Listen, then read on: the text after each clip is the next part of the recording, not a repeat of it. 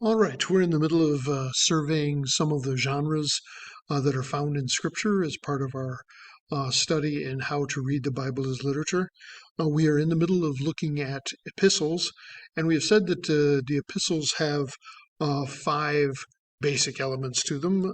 One of them we looked at last time, salutation, and this time we are talking about thanksgiving. But here are the five parts of an epistle: salutation, the thanksgiving, the body of the letter, paranesis section, which is the list of commands, or what should I do with the thing that you just talked about in the body?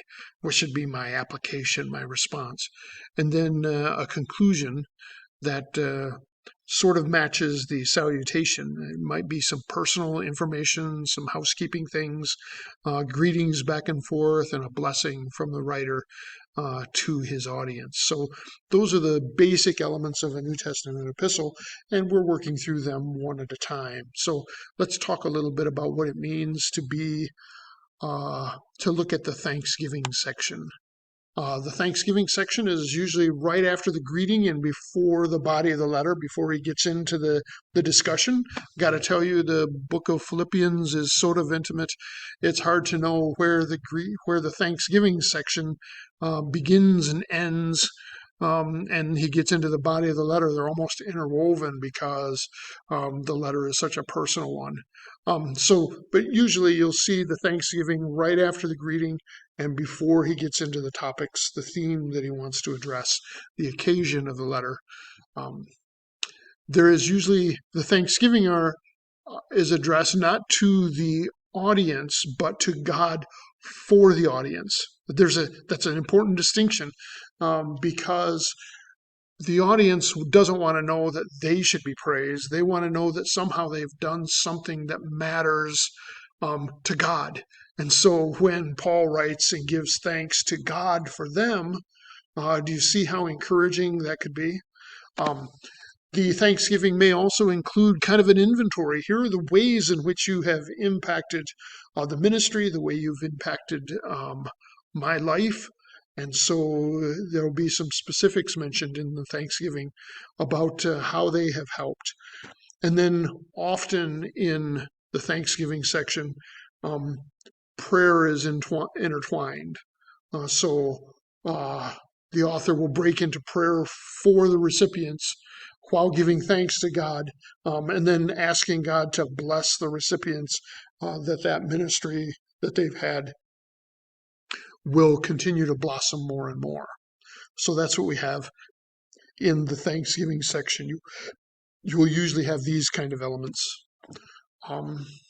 So the reason that you put the Thanksgiving section in, we can surmise, is a couple of things. The first thing is to lift the spirits and encourage the readers. You hear about the gospel cause. You hear what's happening with God's apostles as they head out, and you hear of persecution. You hear of a great response for the gospel. And to know that you are having a part of that is an encouragement. So the Thanksgiving section, when the letter comes, will lift the spirits of the readers and remind them that we all together are we are partners in the gospel cause.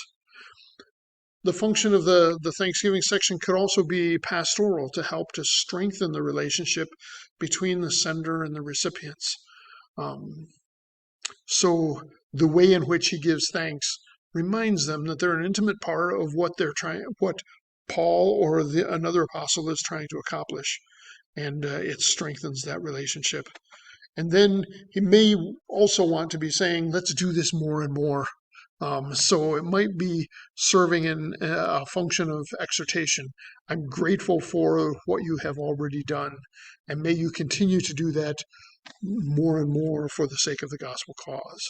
So that's sort of the way in which the Thanksgiving section could be used. The Thanksgiving section is important because it reinforces the sense of partnership in the gospel cause.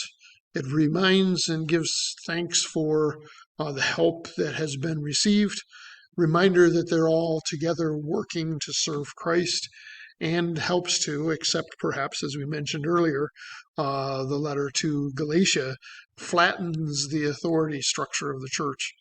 We are in this together as partners in the gospel cause. And I think that models an important quality of leadership, humility.